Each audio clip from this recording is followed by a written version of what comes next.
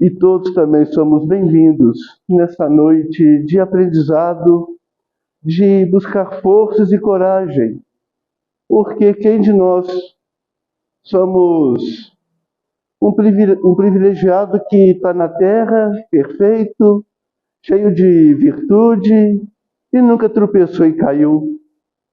Quem de nós nunca teve a oportunidade de, igual está ali naquele livro, tem um irmão palmilhando com nós há mais de 2000 anos.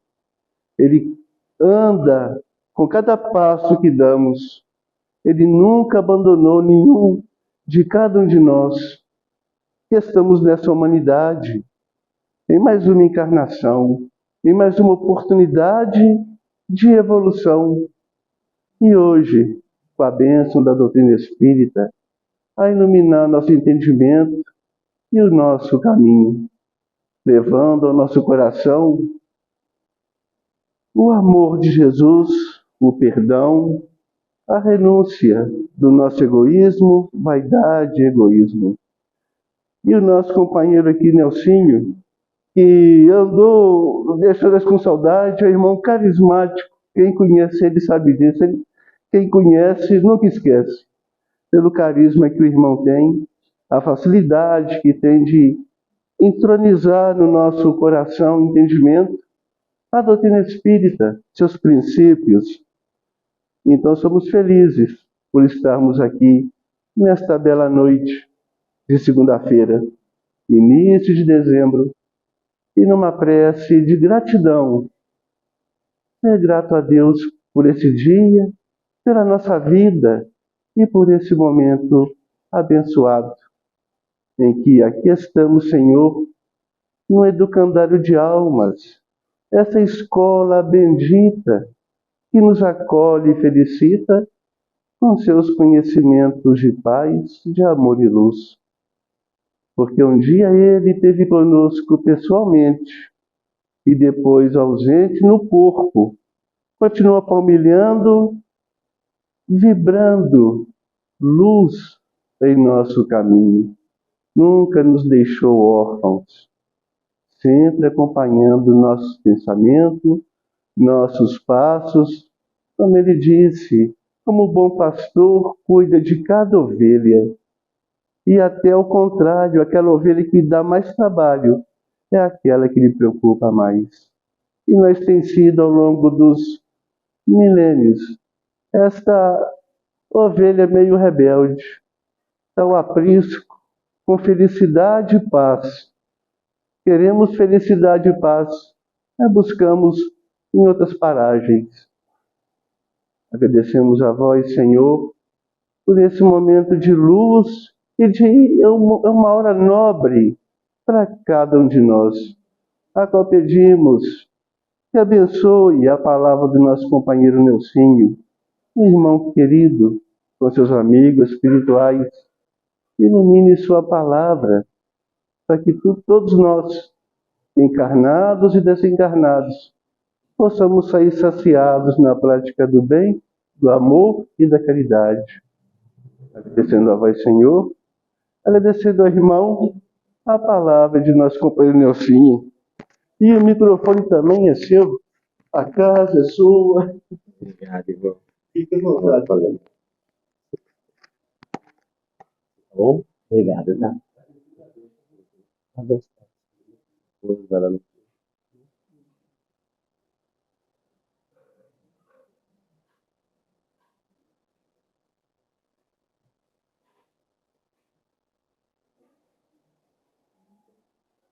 Senhoras e senhores, irmãos espíritas, boa noite.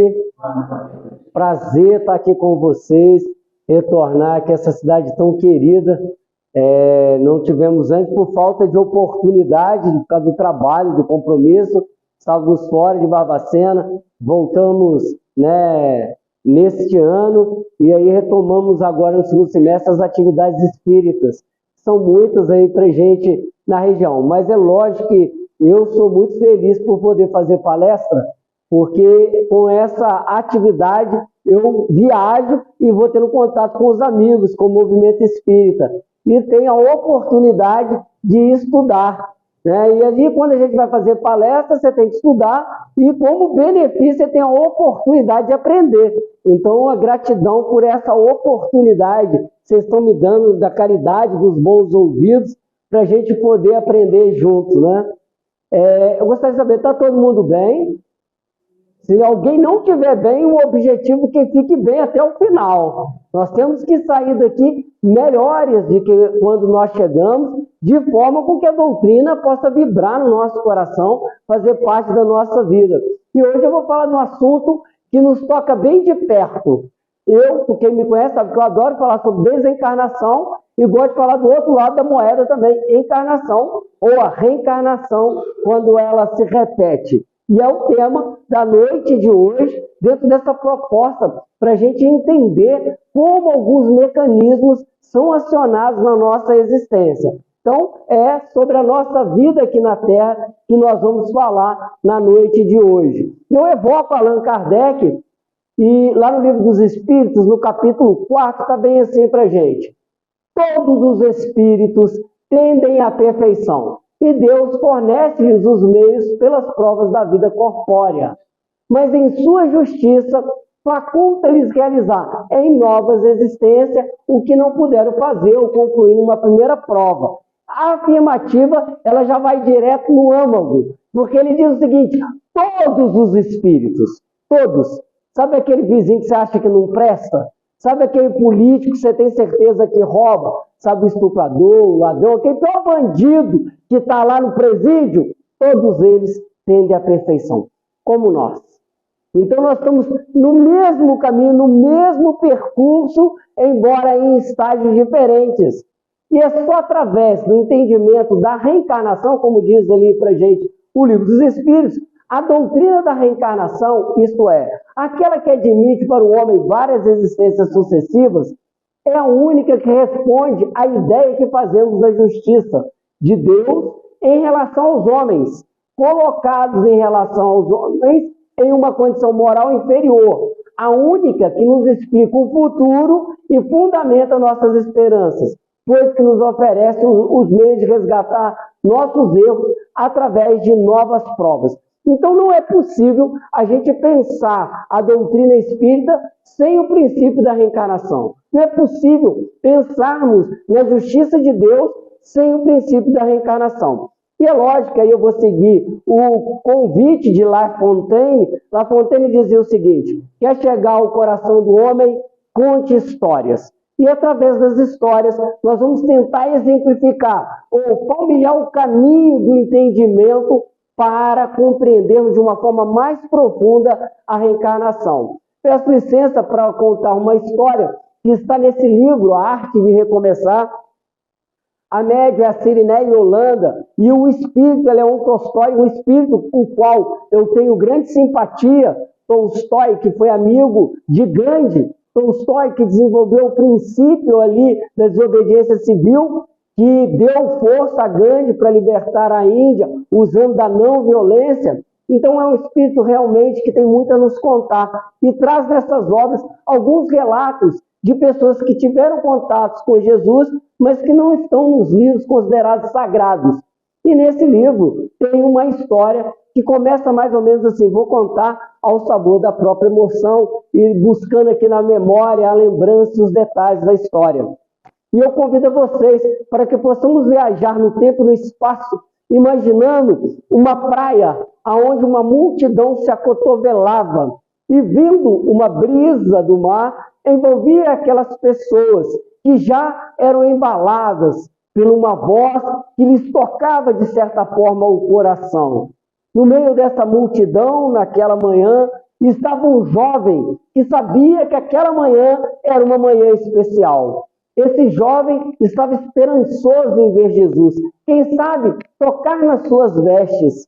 Ele que tivera uma vida muito difícil e que ao tentar fazer o caminho para ver Jesus, ele era rechaçado por muitos.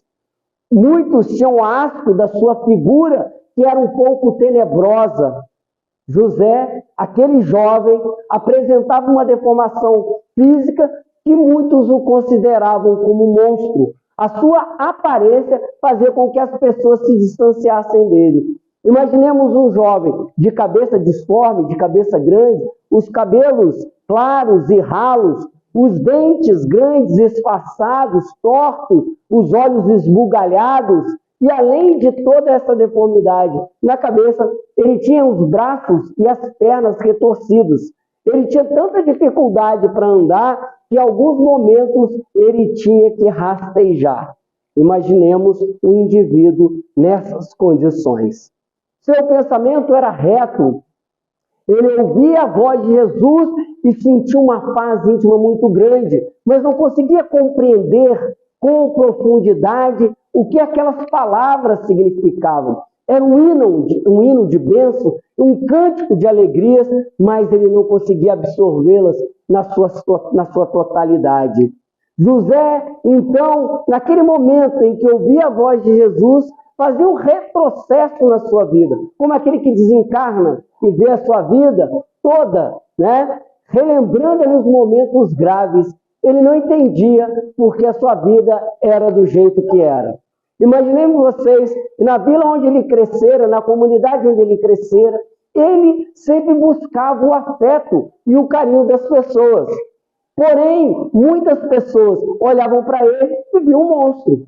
E o julgavam intimamente pela sua aparência. Se ele era feio daquele jeito, possivelmente por dentro ele era podre, ele não valia nada. Então as pessoas não gostavam da sua companhia. José não conseguia falar, tinha um problema de fala. E aí ele tentava se comunicar fazendo barulhos. Porém, pela perversidade humana, embora José buscasse sempre o afeto e o carinho das pessoas, muitas vezes, nas rodas em que ele se aproximava, José apanhava. Apanhou tanto que ele começou a ficar distante, observando as pessoas.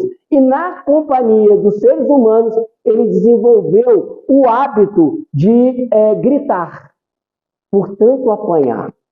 José tinha vários tiques e aquilo incomodavam as pessoas. E as pessoas perversas, muitas vezes, julgavam José em buracos que ele não conseguia sair. Imaginemos uma vida assim. O único lugar em que ele encontrava amor era no colo materno. Sua mãezinha querida o amava e sabia que, embora José não tivesse uma aparência agradável, José, por dentro, era bom, amoroso. José era um doce. José era amado e era amado por sua mãe, mas ele queria ser amado por outras pessoas, entendido pelas outras pessoas. Mas não era o que acontecia. José relembrava então a figura paterna. Seu pai, que era um lenhador, que construiu a casa de madeira, os móveis de madeira, era um homem muito trabalhador. Sentia saudade do paizinho, lembrava que muitas vezes ao final do dia aguardava o genitor, que chegava em casa já com um cheiro de vinho barato. E quando José o enlaçava, abraçava suas pernas, ele escorraçava o filho, porque ele sentia asco daquele pequeno e dizia: ainda livro o mundo da sua companhia horrenda. Já pensou em ouvir isso do próprio pai? O seu pai achava que a comunidade onde eles eram inseridos o discriminava por causa do filho deformado, do filho doente. Mas mesmo assim, José o amava. José o queria muito bem. E mais agora, depois de tantos anos, após a morte de seu pai no acidente, ele percebera como a ausência paterna dificultara toda a sua vida. Sua mãe tinha que cuidar do pequeno. Imagina, meus irmãos, há 2000 anos atrás, a situação da mulher naquela comunidade, onde a mulher era comparada a uma escrava, a uma criança, deveria ser submissa, ela então teria que trabalhar. Só que os trabalhos que tinham não eram suficientes para dar uma qualidade de vida ao seu filho, principalmente porque todos os que se propunham a dar serviço à sua mãe não permitiam que ela levasse o pequeno. Ela tinha que cuidar dele. Como fazer? Como sobreviver? Ela era jovem, era bonita, e o único caminho que restou foi a prostituição. Se entregar aos homens à noite, para que durante o dia tivesse dar o que comer ao pequeno e também pudesse cuidar dele, brincar com ele e alimentar, dar-lhe amor. Ele amava tanto a sua mãe que nas suas jornadas, nas suas caminhadas pela localidade, ele buscava alguns mimos para que pudesse alegrar a vida da linda e triste mãezinha. Às vezes trazia uma florzinha, um fruto, e com seu gestual ele demonstrava o que queria. Quando chegou a adolescência, José sofrera mais. Vendo os amigos se enamorarem das meninas, das moças, e ele sem ter ninguém. Era realmente uma vida dura. Quantas vezes ficara no buraco passando um dia onde alguém lhe lançara, e sua mãe o retirava de lá, e ele se perguntava por quê. Até que mais ou menos 12 dias atrás, ele ouvira falar de Jesus. Um homem que era capaz de restituir a visão aos cegos, de fazer aleijados andarem. Quem sabe se ele encontrasse com Jesus e tocasse nas suas vestes. Porém, ele sabia que o seu caso era muito grave e, mesmo assim, nutria a esperança da cura. Numa noite em que ele vai dormir, pensando em Jesus, ouve o barulho de um ébrio que fora visitar sua mãe, que com uma postura sempre digna, não fazia barulho algum. Ele então ficava pensando: ó Deus de Israel, por que o Senhor me permite passar por isso? Eu sei que a minha mãe só faz o que faz por minha causa. Por que o Senhor não me permite ter braços e pernas bons, de forma que eu dê uma vida digna para a minha mãezinha? E no misto de revolta e na expectativa de encontrar Jesus, ele adentra o mundo dos espíritos. Lá chegando, ele encontra com um anjo bom. Um anjo que lhe dizia o porquê do sofrimento na terra, e ao conversar com aquela voz doce, melancólica, canora, ele começa a compreender e aceitar um pouco as dificuldades por qual passava.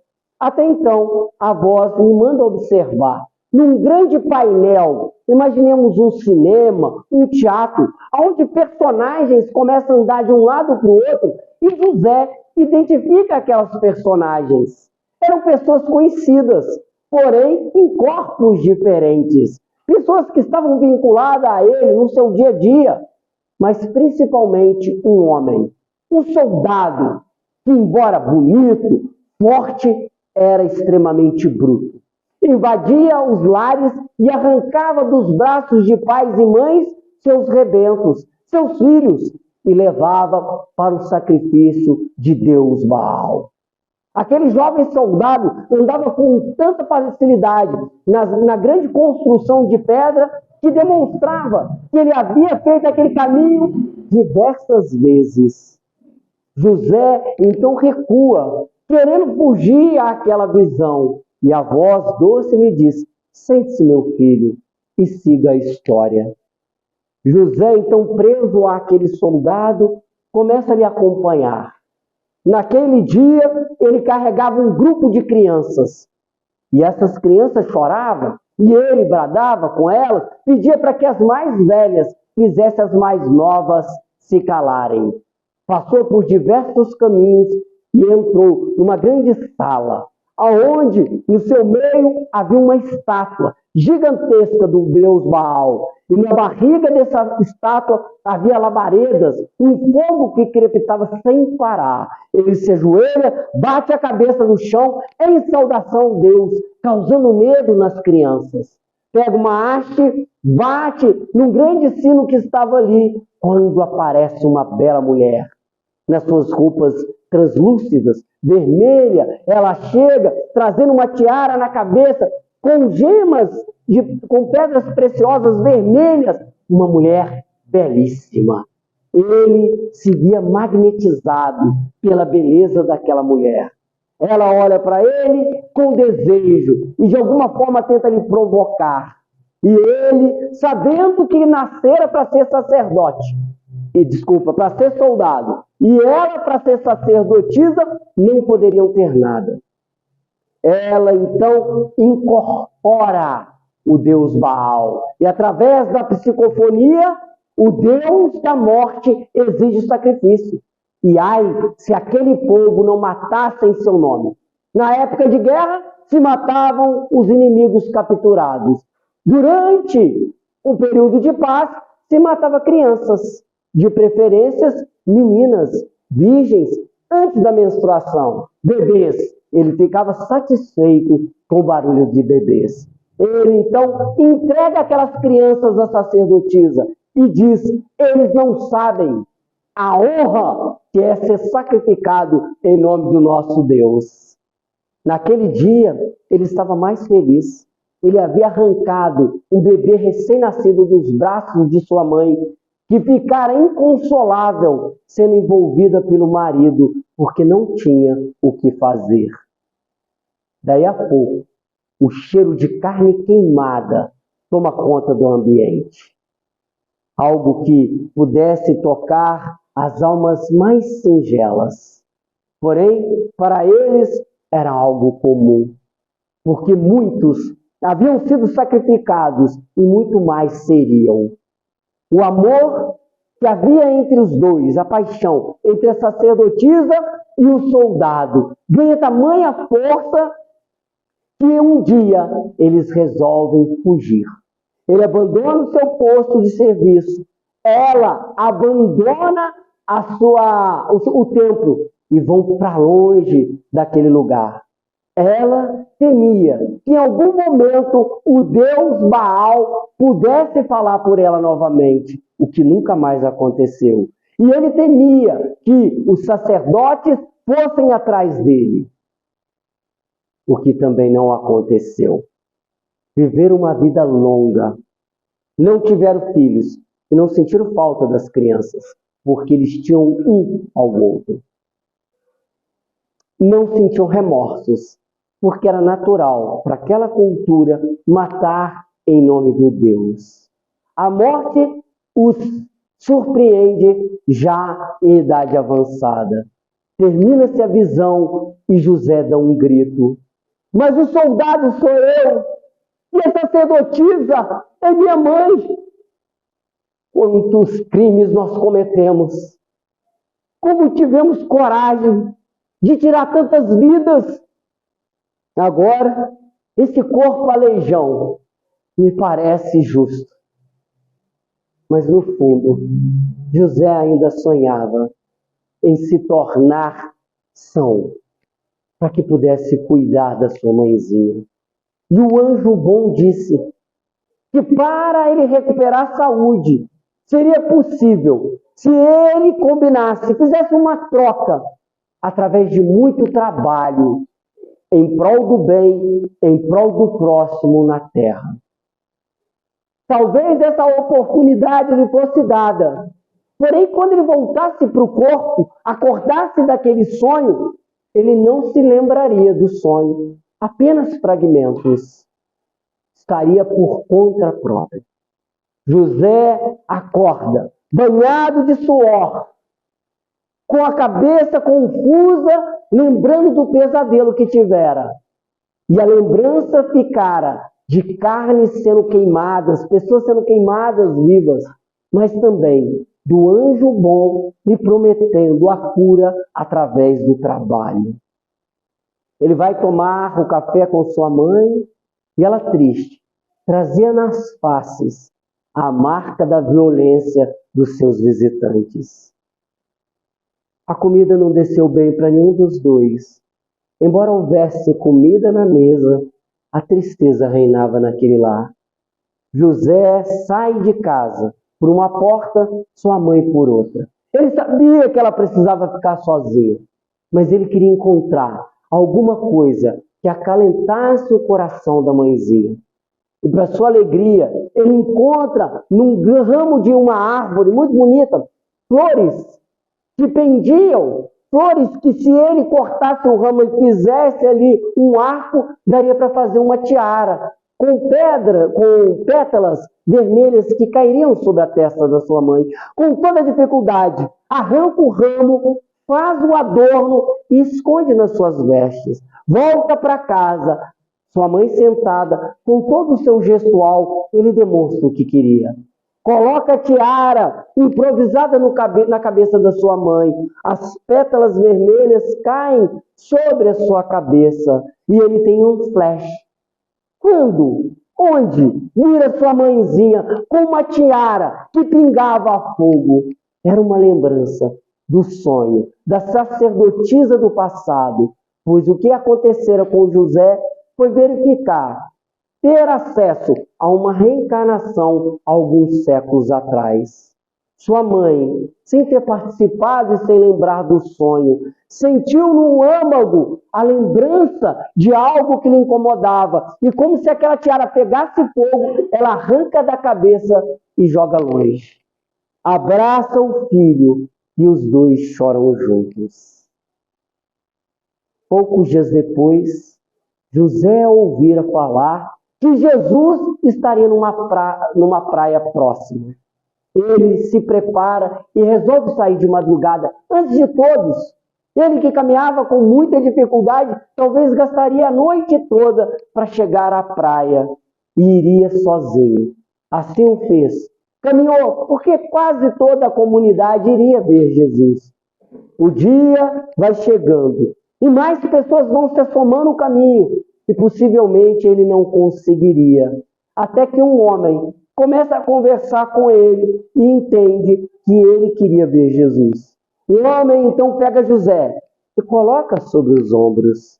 Cantarolando, seguindo feliz, percebe que as suas mãos ficam umedecidas. E ele nota que José chorara. José nunca tinha tido, principalmente de um desconhecido, uma demonstração de afeto gratuita. Sabia que se aquele homem não o ajudasse, ele não veria Jesus. E o homem diz: que isso, meu jovem? Essa será a terceira vez que eu virei Jesus. Não tenho nenhum problema físico, não tenho nenhum problema financeiro, mas esse Galileu me fala ao coração. Como? E ver Jesus, e ver você nas condições que se encontra e não lhe ajudar, seria contra tudo que ele prega. E ali, aquele homem foi alegrando o coração de José, contando histórias. Chega à praia e deixa então José sentado debaixo de uma árvore, perto da praia. A multidão se une. José sente a presença de Jesus pelo burburinho, se levanta e tenta chegar até Jesus. Alguns se afastam com asco, outros, usando da caridade, colocam José à frente. Então, meus irmãos, essa é a história que vai dar base para a gente fazer as nossas reflexões de hoje. E para a gente falar de reencarnação, não teríamos como deixar de citar essa frase que está no Dome de Allan Kardec, lá no Père Lachaise. Muitas pessoas acham que essa frase é de Allan Kardec. Não é. Ela é da Sociedade Parisiense Belga. E aí eles doaram para o Dome quando os restos mortais de Kardec saem do Montmartre e vai para o Père Lachaise. E está escrito lá: nascer, viver, morrer, renascer ainda, progredir sempre, tal é a lei. Kardec pode não ter dito, mas resume muito bem a doutrina dos espíritos. Então, para todos nós, teremos que nascer, teremos que viver, teremos que morrer, mas renascer ainda. Progredir sempre, essa é a lei. E quando a gente pensa sobre isso, a gente acha pessoas que falam: não há compatibilidade para um espírita se dizer espírita e não acreditar na reencarnação. A reencarnação é um dogma do espiritismo. Não tem como ser espírita e não aceitar a reencarnação. E nós vamos falar por quê. Outras pessoas afirmam que a reencarnação é uma criação do espiritismo. Outro fato que não é verdadeiro. Porque quando voltamos no tempo, vamos encontrar lá, nos antigos egípcios, a crença na mente em psicose. No livro A Caminho da Luz, Emmanuel fala de 5 povos que saíram de Capela, foram exilados de Capela e vieram para ajudar na evolução da Terra. Um desses povos eram os egípcios. Segundo ele, nesse livro, os egípcios que acreditavam na reencarnação tinham muita saudade de casa. Muitos deles cometiam suicídio, na esperança de voltar para a terra perdida. Quando nós avançamos no tempo, vamos encontrar aí os precursores do Espiritismo, Sócrates e Platão. Acreditavam na transmigração da alma, uma alma que pudesse viver em outros corpos, para assim também evoluir. Pegaremos o budismo e vamos encontrar também ali a crença da reencarnação. Tem um filme chamado 7 Anos no Tibete. É um filme antigo com Brad Pitt. O Brad Pitt ainda era um garoto. E ele tinha a intenção de fazer uma construção numa determinada área do Oriente. Porém, ele não sabia o dialeto, não sabia o idioma, ele tinha dificuldade na comunicação. Ele tinha que fazer as escavações para começar a construção. E não conseguia. Por quê? As pessoas não queriam fazer o trabalho, ele não entendia por quê. Até alguém traduzir que os homens não queriam trabalhar porque eram budistas, acreditavam na reencarnação, e ali estava cheio de bichinhos. Barata, minhoca, vocês pensarem ali. E aí, eles tiveram que retirar todos os bichinhos para a construção começar. E aí alguém chega com ele, não sei se é uma minhoca, e falou assim, essa aqui pode ter sido a sua mãe na vida passada. Porque na lei de karma e de dharma, eles acreditam que se você não for uma pessoa boa, você pode voltar como um animal na próxima. Então, se o sujeito não foi bom, ele volta bode na próxima encarnação. E para poder pagar os pecados, a sogra volta como dona. Aí paga de uma vez. Algumas pessoas acreditam que a reencarnação ela contraria o que ensinou Jesus. Mas nós temos várias passagens e eu gostaria de destacar uma. Essa passagem é fabulosa. Eu espero que dê para ouvir o áudio. Esse vai ficar muito baixo. Tem como apagar?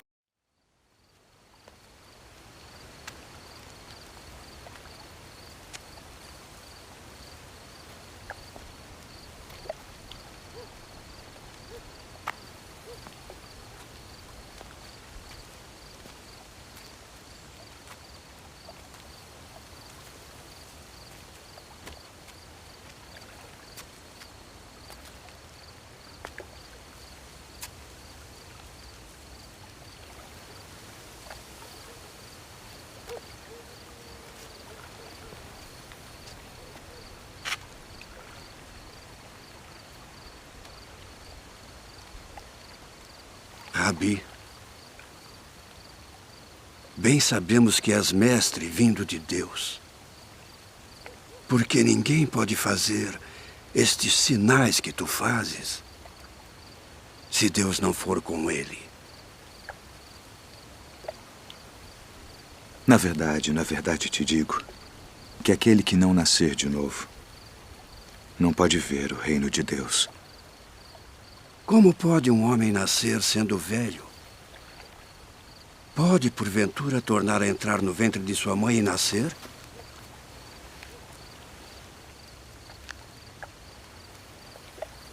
Na verdade te digo que aquele que não nascer da água e do Espírito não pode entrar no reino de Deus. O que é nascido da carne é carne. E o que é nascido do Espírito é Espírito. Não te maravilhes de te ter dito, necessário vos é nascer de novo.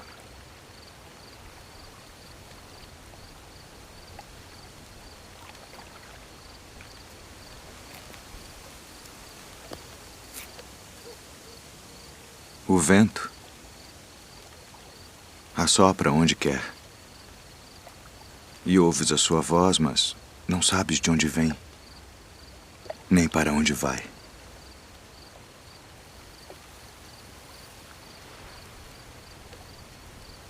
Assim é todo aquele que é nascido do Espírito.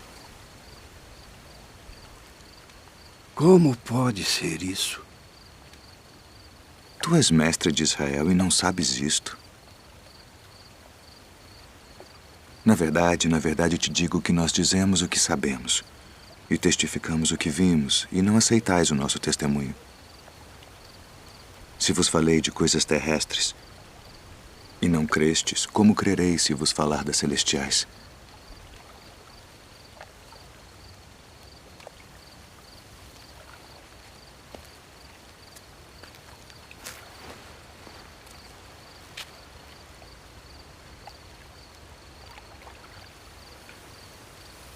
Ninguém subiu ao céu, senão o que desceu do céu.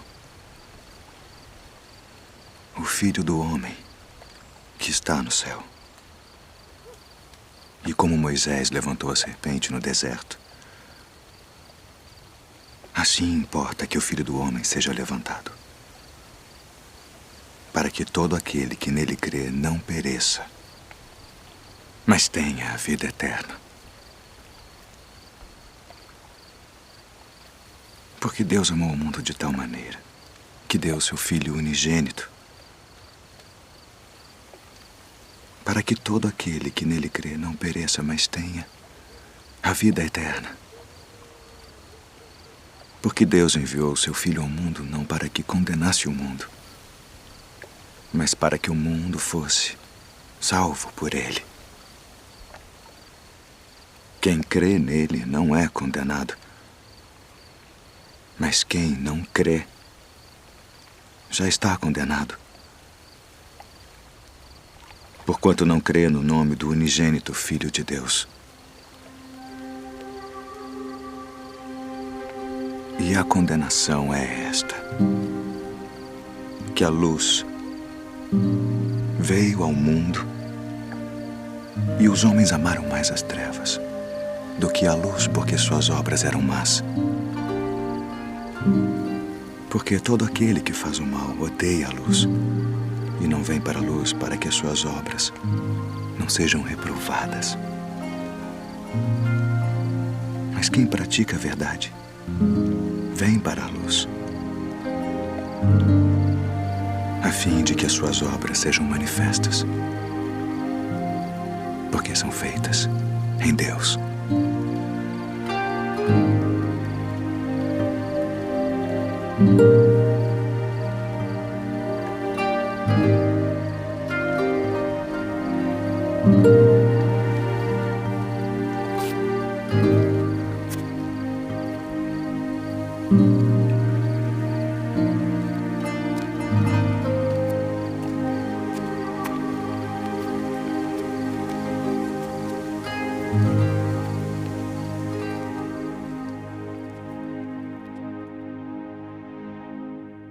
Essa passagem é maravilhosa, né? Primeiramente, a gente está ali próximo de Jesus, que ele faz essa reflexão para a gente entender. Nós estamos vendo um diálogo de Jesus com um doutor da lei, um homem que conhecia as leis, e ele fala: eu estou te falando de coisas simples e você não entende, imagina falando de coisas divinas. Mas a parte que muito me toca e que tem muito a ver com a nossa palestra é que ele fala que Deus enviou a luz, mas os homens amaram mais as trevas. E quando a gente fala do nosso sofrimento aqui na Terra, está vinculado a essa nossa ligação com as trevas. Porque as trevas ainda nos atraem. E a gente ainda não entendeu que as religiões deveriam trabalhar em nós a espiritualidade. Vocês vão falar: o que é espiritualidade? E aí a gente traz a definição que está na Basta, que ela diz o seguinte: a espiritualidade, entendida em sentido amplo, impregna numerosas manifestações da atividade humana, como a arte, a ciência, a filosofia e a religião. E aí vem Einstein e dá um complemento para a gente entender isso. E ele diz: todas as religiões, todas as artes, todas as ciências são o ramo de uma mesma árvore. Todas essas aspirações visam o enobrecimento da vida humana, elevando acima da esfera da existência puramente material e conduzindo o indivíduo para a liberdade. Por que eu destaco essa questão da espiritualidade? Que, infelizmente, culturalmente, a maioria de nós vinculou a salvação a ter um título, a ter um rótulo religioso. Eu sou católico, eu sou espírita, eu sou evangélico. E eu gosto de uma frase que está na internet que diz o seguinte: que a religião é uma garrafa com rótulo. Católico, espírito, umbandista e tal. E que a espiritualidade é o conteúdo que está dentro dessa garrafa. A maioria de nós discute pelo rótulo sem beber do conteúdo que está na garrafa.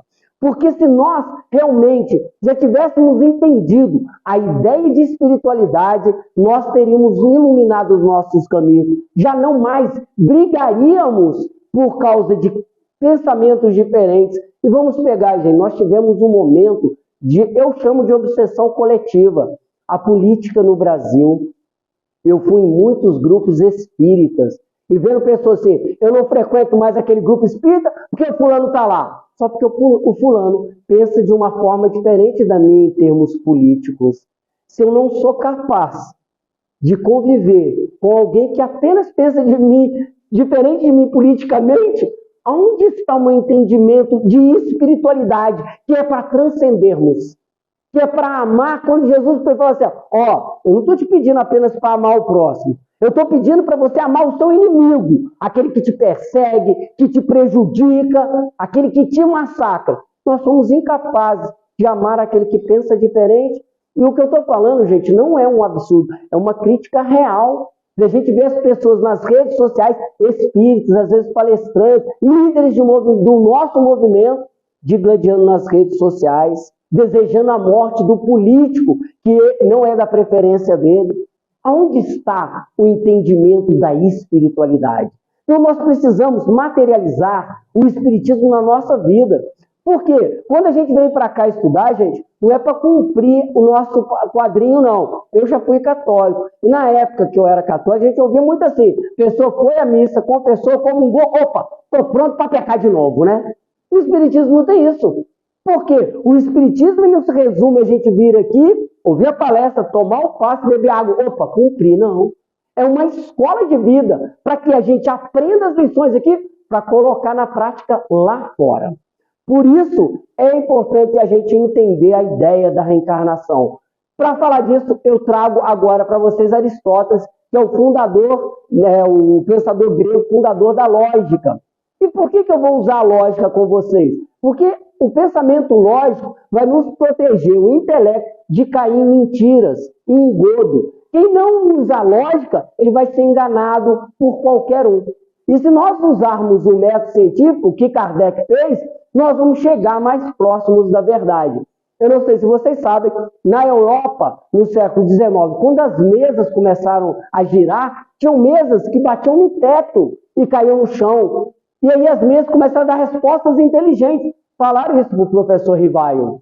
Ele falou, só acredito que uma mesa dê resposta inteligente o dia que me provarem que numa mesa existe cérebro. Quer dizer, ele partiu da descrença. Não é porque falaram para ele acreditou. E ele foi estudar o fenômeno e percebeu, ou melhor, aquele fenômeno se identificou como gênio ou espírito.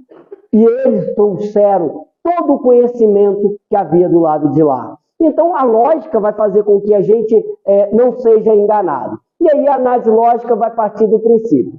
Deus é justo? Vocês acham que Deus é justo? É uma pergunta. É? Sim, quem acredita em Deus tem que acreditar que Ele é justo. Por quê?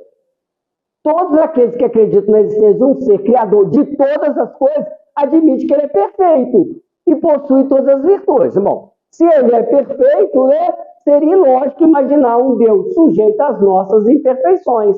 Porque tem muita gente que acha que Deus é parecido com a gente, né? Ainda aquela visão do velhinho. Tanto é que a gente tem essa visão de Deus tão material que a gente vê as pessoas assim, não, eu perdoo, mas Deus há de vingar por mim, vai cair um raio nesse miserável. Porque a gente acha que a gente é querido de Deus e o outro não é. Olha como é que a gente ainda é infantil. Deus estabelece leis iguais para todos nós. Então ele não está sujeito às nossas imperfeições. Se ele é perfeito, ele é acima de tudo justo. E justiça, gente, é a virtude de dar a cada um aquilo que é seu. Está lá no Aurélio. Então a nossa primeira premissa, usando a lógica, Deus é justo. Bom, chegamos a essa conclusão, nós vamos fazer uma pergunta. Seria justo impor um sofrimento a alguém sem que esse tenha merecido tal sofrimento? Sua vida está tudo errado. Então estou fazendo tudo certo. Deus está te provando. Mas o que eu fiz para merecer? Por que vai provar o bandido? Né? Vai provar outro. Por que a mim? Por que a minha vida tem que ser tão difícil? Será que a gente não merece? Então, não seria justo, né? Não. Tal ação vai de encontro ao próprio conceito de justiça vista acima. A segunda premissa, não é justo impor um sofrimento ao inocente. Aí eu tenho ali um menininho que está andando de muleta e só tem uma perna. Eu acho que todo mundo aqui tem duas pernas, né? Nós já estamos na vantagem, pelo menos fisicamente. Aqui nós temos uma menina na cadeira de roda, a outra empurrando. Se existe uma vida só, por que nós temos pessoas em condições totalmente diferentes? Eu tenho uma boa família, eu tive condições de estudar, tive alimento. Mas teve gente que nasceu na favela, a mãe se prostituía, o pai era traficante, aos 3 anos estava sendo criado pelo mundo, comendo lixo, cheirando cola para enganar o estômago. Essa criança aprendeu a sobreviver. Como que ao final da vida nós vamos ter um julgamento justo sendo uma existência só? Bom, princípio básico. Se eu tiver 2 filhos, vou perguntar para vocês. Vamos imaginar que todo mundo aqui tem 2 filhos. Vocês vão dar comida para um, para outro não? Vão? Roupa para um, para outro não? Remédio para um, para outro não? Nós sabemos ser justos com os nossos filhos. E Deus não vai saber dar aos nossos filhos de acordo com o que eles precisam, merecem? Então, a resposta lógica da reencarnação. Porque a doutrina da reencarnação é a única que oferece uma explicação lógica e um conceito mais justo. Por isso, na noite de hoje, o nosso estudo, a nossa busca é entender que somos espíritos. Essa vida que nós temos, nossas conquistas materiais, nossos relacionamentos são passageiros. Tudo o que a gente tem vai passar. As pessoas que estão conosco vão embora, nós também. As coisas que nós temos hoje estão conosco, amanhã não mais. E aí o Pierre Chardin, ele fala o seguinte: não somos seres humanos tendo uma experiência espiritual. Somos seres espirituais tendo uma experiência humana. Isso muda tudo. Mas a gente é tão materializado que a gente fala assim, não, que o meu espírito, não é assim que a gente fala? Mas quem que é dono do espírito? O corpo? Exceto eu falar o meu corpo, porque o espírito temporariamente possui esse corpo. Só que a maioria de nós ainda não entendeu que nós somos esses espíritos que tem uma programação e saiu do lado de lá com uma programação para essa vida. Vocês sabiam? Via de regra a gente faz programação do lado de lá. E aí aqueles que têm condições pedem, eu vou pedir o meu benfeitor, quero reencarnar rico, milionário, para ajudar os pobres. O outro sujeito, imagina, o sujeito desencarnou 10 vidas de tanto beber. Aí ele vai pedir para o anjo da guarda dele, olha, minha petição, eu quero reencarnar filho do dono do bar, que nessa eu venço. Aí o benfeitor vai olhar, não, nessa não dá. Vamos esperar umas 10, aí você nasce lá de novo. Agora você vai ficar o mais longe da bebida possível. Então eles estudam a nossa petição. A nossa petição passou para a reencarnação, eles vão dar um curso. Pega as obras de André Luiz. André Luiz fala que na Terra nós estamos num curso de aperfeiçoamento do intelecto moral. Mas do lado de lá, a gente faz curso para as coisas que a gente vai fazer aqui na Terra. Tem um monte de curso de mãe lá. Né? Toda vez ele fala curso de mãe e tal. Aí eu brinquei com o Nelson Sente, meu menino, ele era pequeno ainda, menor, né, filho? E eu falava, Nelson, que engraçado, né? Só tem curso de mãe, não tem curso de pai. E ele falou, tem pai. É que o pai foi reprovado no curso de mãe, por isso voltou pai. Achei a lógica muito boa, né? Então a gente vai e se prepara para reencarnar aqui na Terra. Só que aí nós vamos precisar de um corpo. Pegue Missionários da Luz. Existe lá um trabalho só do DNA, faz um mapeamento do corpo que a gente vai precisar aqui. Aí a gente reclama que a gente é alto demais, baixo demais, né? Que o cabelo é crespo, o cabelo é liso. A gente está sempre insatisfeito. Mas esse é o melhor corpo que a gente poderia ter para desenvolver aqui. E aí, do lado de lá, a gente vai mapear aqueles pais que têm o gene necessário para o nosso corpo. Porque algumas pessoas, já vê aquelas pessoas que têm uma doença muito específica, é 1 em 1 milhão, caiu nela. Ela escolheu os pais que tinham o gene necessário para que ela pudesse desenvolver aquela doença, porque Deus não erra endereço. E aí, muitas vezes, a gente vê os filhos falando com os pais, eu não pedi para nascer. Já viram para o filho falar isso? Às vezes implorou e algumas vezes até obsediou a gente para reencarnar. E eu fiquei sabendo disso através de uma resposta do Chico, que quando ele estava em Goiânia perguntaram para o Chico assim, Chico, por que alguns casais no período do namoro se amam tanto, se casam, se amam tanto, nasce o filho e o amor acaba? Aí o Emmanuel falou para ele, diz para essa pessoa que os espíritos querem reencarnar. E aí precisa nascer filhos daquele casal, eles envolvem, aumentam o amor do pai e da mãe para que eles possam nascer. Nasceu, acabou a influência, a coisa volta ao normal. Aí seu filho falou, pediu para nascer, não, miserável, você me obsediou, por isso você está aqui. A gente entender que nós estamos no lugar certo. Se Deus não erra endereço, nós estamos na melhor família. Na melhor família. Porque é nessa família que tem os elementos para trazer o que há de melhor em nós. Por isso que nós vamos reencarnar muitas vezes no ambiente nocivo. Pais que muitas vezes desvirtuaram indivíduos no passado para o crime, para o vício, aí recebe. Às vezes uma família toda estruturada, tem a ovelha negra da família, né? Assim que o povo fala, é o sujeito que bebe, que usa droga, mas não ensinamos tudo direito. Então, desde o passado, os pais os conduziram para o desequilíbrio. E agora volta com a oportunidade dos pais recuperá-los. Porque Deus não erra endereço. Por isso vale a pena lembrar que existe uma regra de ouro para esse curso que a gente está fazendo aqui, ó. No budismo está escrito, no judaísmo, na Índia Antiga, no zoroastrismo, no islamismo, confucianismo, cristianismo e antigo Egito. Portanto, tudo o que quereis que os olhos nos façam, fazei-o também a eles. E aí, às vezes, a gente diz, mas fazer para quem? Jesus fala para amar o próximo. Quem é meu próximo? Olha para o seu lado aí, o seu próximo. Dá boa noite para o seu próximo. Pega na mão do seu próximo, boa noite. Vamos lá cumprimentar, boa noite. Boa noite, é seu próximo. É seu próximo. É porque às vezes a gente vê a pessoa chegar na casa espírita e ela senta e fica com a cara fechada. Acho que o espiritismo não tem isso. O espiritismo é alegria, gente. A alegria sincera, ela vibra, ela contagia. Então a gente tem que olhar o outro, sentir o outro. Porque nessa regra de ouro, é com esse que eu estou próximo, é que eu vou desenvolver as minhas habilidades. E não adianta querer fugir. Não adianta. Eu me lembro que eu passei mais ou menos uns 10 anos atrás, um momento muito difícil na minha vida. Muito. Eu passei por o que eu chamava de uma perseguição no trabalho. Então, eu que durmo muito tarde, eu estava dormindo mais cedo e chorando muito. Eu ia trabalhar chorando, pra vocês terem uma ideia. Foi um momento difícil, de provação. E aí, um dia eu estava deitado 8 horas da noite, aproximou o benfeitor espiritual. Ele, por que você está chorando? Eu já fiquei invocado de não saber porque eu estava chorando. E aí comecei a me lamentar, como a gente faz muito bem, né? A gente é bom para reclamar. E reclamei das pessoas que estavam me perseguindo e tal. E depois que eu acabei de me lamentar, ele falou, você não vai aprender? Aí eu, aprender o quê? Aí ele começou a mostrar para mim que há mais de 10 anos aquela situação se repetia na minha vida.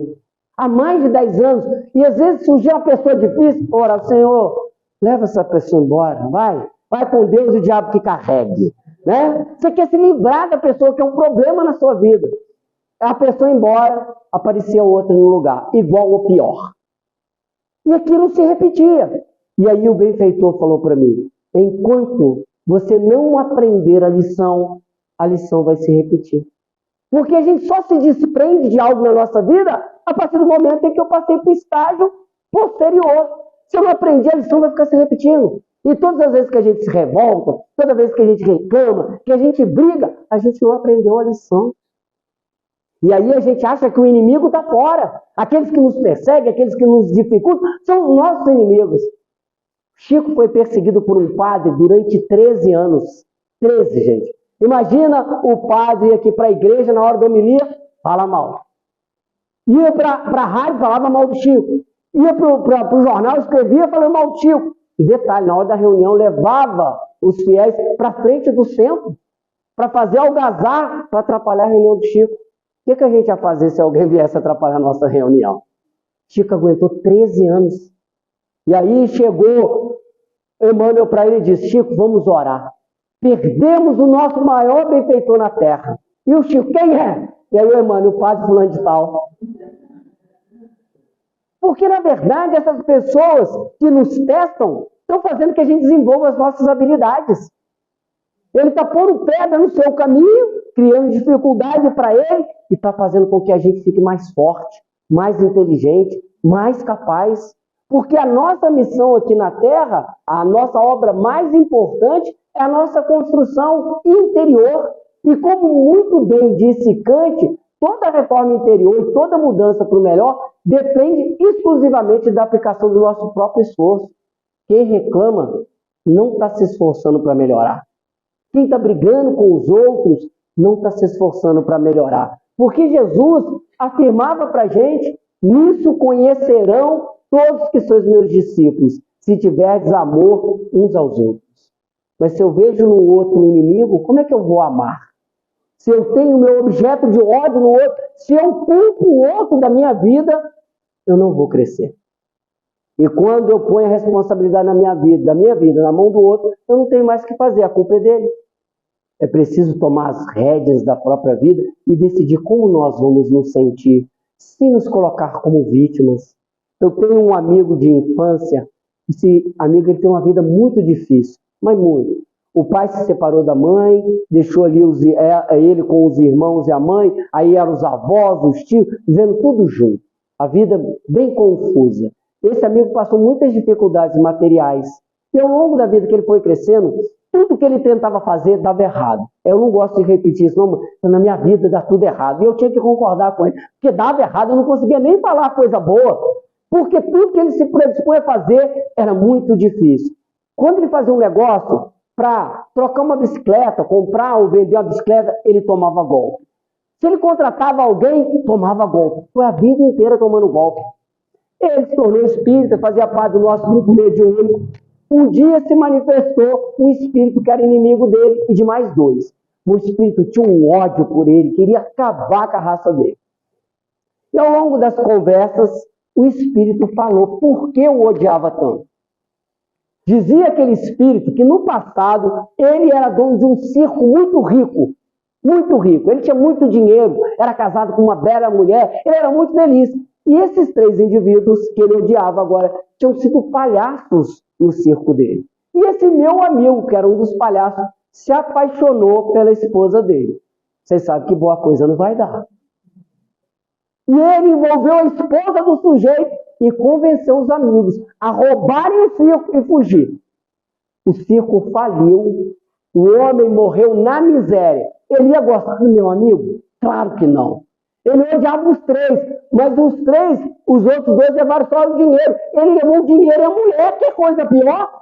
Então ele odiava com todas as forças e tal. E ele narra que esse meu amigo, depois de gastar todo o dinheiro, passou a reencarnação inteira dando golpe nos outros. É o que a gente chama hoje de estelionatário. E aí esse meu amigo chegou para mim e falou assim, eu nunca te contei isso, mas a vida inteira que eu tomava golpe, que eu ia fazer negócio com alguém, eu sabia como passar a perna nas pessoas, mas eu não tinha coragem. Olha o passado gritando no presente. E se a gente analisar, a vida está dando sinais o tempo inteiro. E aí eu afirmo para vocês, se a gente vai nascer e morrer, a reencarnação, por mais que ela dure 100 anos, passa muito rápido. E a desencarnação pode chegar a qualquer momento. Nós estamos prontos para adentrar o mundo dos espíritos. E aí nós podemos dizer que a métrica, a mensagem que a doutrina vem, é pensar assim, no final da vida, não seremos julgados pelos diplomas que recebemos, pelo dinheiro que acumulamos, pelas grandes façanhas que tenhamos empreendido. Seremos julgados por isso. Eu estava faminto e me deste comer, estava nu e me vestiste, estava ao relento e me acolheste. Fome, não apenas de pão, mas também de amor. Nudez que carece não apenas de roupas, mas também de dignidade e respeito humano. Amparo que não precisa, amparo que precisa não apenas de uma casa de tijolos, mas também de hospitalidade. Porque essa é a ideia da espiritualidade. A gente transcender aonde a gente estiver, como pai, como mãe, como filho, como cônjuge, como profissional, como cidadão. É a gente fazer com que o mundo seja melhor pela nossa luz, sem exigir nada dos outros, porque cada um dá o que tem. Se aproveitarmos e entender que a justiça divina se faz em cada momento, com cada pessoa com quem nos encontramos, com cada lição, com um livro que a gente lê, com uma mensagem que a gente recebe, com um amigo que nos fala algo, a vida está se multiplicando em bênçãos ao nosso favor. Mas como diz Jesus, nós amamos muito as trevas e por isso a nossa dificuldade de encontrar a felicidade real. Por isso, naquela manhã, José estava ali. Agora conseguira vencer todos os obstáculos e estava diante de Jesus. Quando seus olhos mergulham nos olhos do Mestre, rompe-lhe a lembrança e ele se recorda das suas vidas passadas, do homem bom que ele não foi, dos crimes que cometera, e num sentimento de culpa, cai de joelhos, com o rosto banhado de lágrimas e agora sujo pela areia da praia.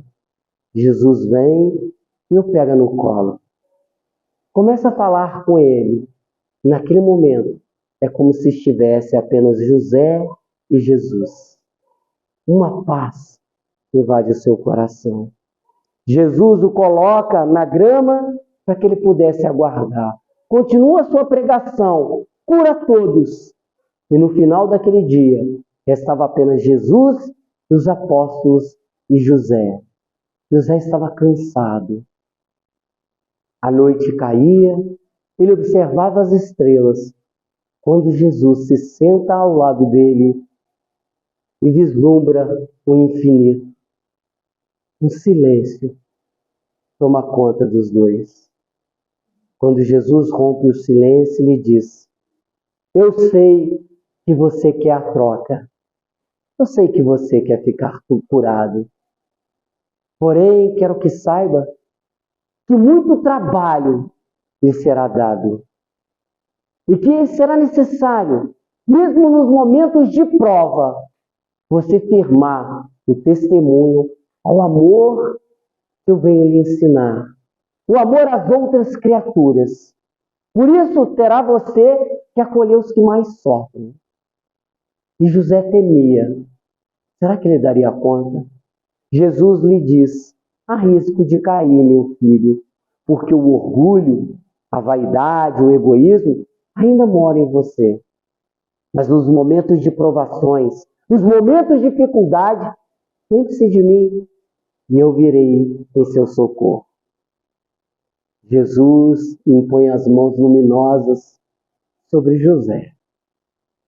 E o seu corpo todo se modifica. Os braços, as pernas se acertam. José poderia falar. E começa a gritar e agradecer o Cristo. Abraça, chorando. E Jesus lhe convida para que passasse alguns dias ali com ele e seus discípulos. E durante esses dias, José recebe um curso intensivo de caridade, de benevolência, de indulgência e de perdão. Ao final daquele tempo, Jesus vem se despedir dele e diz: você voltará para a sua cidade, para a sua vila, pegará sua mãe e sairá até eu te indicar o caminho. Lá, eles não souberam desamar. Mas agora você terá a oportunidade de servir a causa de Deus aqui na terra. Irá erguer os que sofrem, consolar os que choram, levar amor aos desvalidos dessa terra. Contará o que eu te fiz e o que eu te ensinei, para que possamos juntos edificar o reino dos céus aqui na terra. Se despedem. José vê Jesus e os discípulos sumirem na poeira do caminho. Volta para casa, agora é mais fácil. E depois de uma longa jornada em que ele aproveitara o riacho, as frutas, chega na sua casa. A casa um pouco bagunçada, procura sua mãe e encontra a sua mãezinha desmaiada, de tanto chorar, abraçado nas suas vestes. Ela possivelmente acreditava que ele estava morto, porque depois de tantos dias, ele olhava sua mãe, já um pouco envelhecida pelas agruras do tempo, mas ainda estava bela. Acorda. Ela pensa que é um cliente, alega uma dor de cabeça, um mal-estar e o dispensa. Ele então a abraça da forma que somente ele fazia. Ela o reconhece. Ele conta a sua história, saem de madrugada e vão passando de cidades em cidade, até que no final de um dia, adentro uma grande cidade, procuram um subúrbio e ali percebem que um homem estava sendo assaltado por um bando de ladrões. Os ladrões haviam surrupiado a bolsa, mas queriam subtrair a vida daquele judeu rico. Ele então protege a sua mãe e entra em defesa ao judeu. Com a força dele e do judeu, consegue afugentar os bandidos que saem os amaldiçoando. Quando ele vai ver se o homem está bem, se despedir, o homem fala, pergunta quem ele é, eles começam a conversar e ele fala, essa noite você ceará comigo. E então José aceita passar a noite, juntamente com a sua mãe, na casa daquele judeu rico. E durante o jantar, ele conta a sua história. O homem achou um pouco fantasiosa, mas fala, olha, pelo que eu vi, você está andando de del em del. Me permita e retribuir o bem que você me fez te dando uma casa. José não queria aceitar. E o homem disse para ele, olha, eu sou um homem muito rico. Você acabou de salvar minha vida, me deixa me oferecer um canto para que você possa repousar com sua mãezinha. No dia seguinte, achando tudo muito estranho, José sai com ele, vendo as propriedades daquele homem rico. E ele, então, não se agrada de nenhuma, eram casas muito luxuosas, mas quando passam à beira do caminho, num ponto da estrada, José sente que ali era o local. E ele diz, se você quer me presentear, me dê esse terreno. E o homem lhe diz, mau negócio, essa é a pior propriedade que eu tenho, nem casa tem. Ele falou, mas é aqui. E meu coração diz que eu tenho que fincar raízes. E o homem lhe diz, tudo bem, te dou o terreno, mas quero completar o presente. Me permita fazer uma casa. E mostra plantas de casas grandes, luxuosas, com áreas de lazer. Mas José desenha no chão uma casa que era formada por uma grande cozinha e quartos em um. O homem achou estranho aquilo, mas resolveu atender o seu benfeitor. Em pouco tempo a construção é edificada, os pássaros trazem semente de todos os lugares, a casa é embelezada. José então ali faz um jardim, constrói ali nos fundos uma horta, um pomar, e no primeiro dia em que eles iam fazer o evangelho, em nome de Jesus, a primeira criança bate à porta. Uma criança órfã, que seria acolhida pela casa do mestre, a casa que José, juntamente com sua mãe, edificaram para cuidar dos miseráveis aqui na terra. Os anos se passam, a cabeleira branca da sua mãe aumenta. José, agora um homem forte, bonito, não guardando mais lembranças do passado de monstruoso que tivera. Cuidava tão bem daquela residência que ao final de toda a noite ele ia de quarto em quarto. E agora recebia leprosos, cegos, aleijados, e além de dar o alimento, ele ensinava e falava sobre Jesus. Na noite em questão, sua mãe lhe diz, meu filho, conte-nos, como foi o seu primeiro contato com Jesus? E José, olhando e relembrando o passado, acreditou, tinha certeza que valer a pena trocar o passado de sofrimento, de dor, pelo trabalho de amor e de serviço em favor da felicidade do próximo. E é isso, meus irmãos, que me faz pensar que todos nós temos essa oportunidade. Aqui é uma frase que diz assim, não existe filho errado ou certo, existe filho, ame-o. Muitas vezes a gente não entende que todos nós atuamos como pais e filhos. auxiliando-nos mutuamente. O meu menor, que vai fazer 5 anos, é um filho do coração. Ele, outro dia, conversando com a minha esposa, ela me perguntou para ele assim: meu filho, por que você é tão amado? Ele falou assim: porque eu fui doado, mãe. Falou: o quê? Me deixaram aí na porta. E doaram o João e a Lívia e a Gabi também. Eu sei de tudo. E ela me ligou: não sei, você contou que ele é adotivo? Eu falei: eu estava vendo com ele o filme do Superman há uns 5 dias atrás e falei que o Superman foi adotado. Igual ele, igual a Gabi, igual o João. Mas ele nem tchum para mim, nem ligou. Esperou o momento certo para falar sobre adoção. Aí a gente sempre brinca falando com ele assim: filho, por que você é tão amado?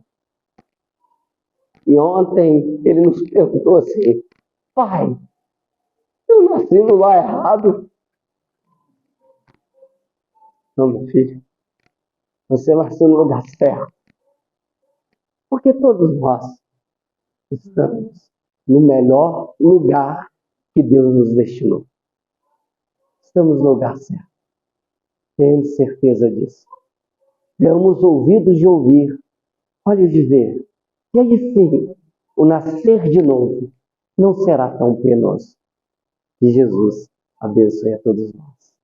Muito obrigado pela caridade dos ouvidos. É lógico que eu peço desculpa pelas falhas que, se existem, são minhas, e não da doutrina, que é tão cristalina, tão lúcida, tão pura. Muita paz e muita luz a todos.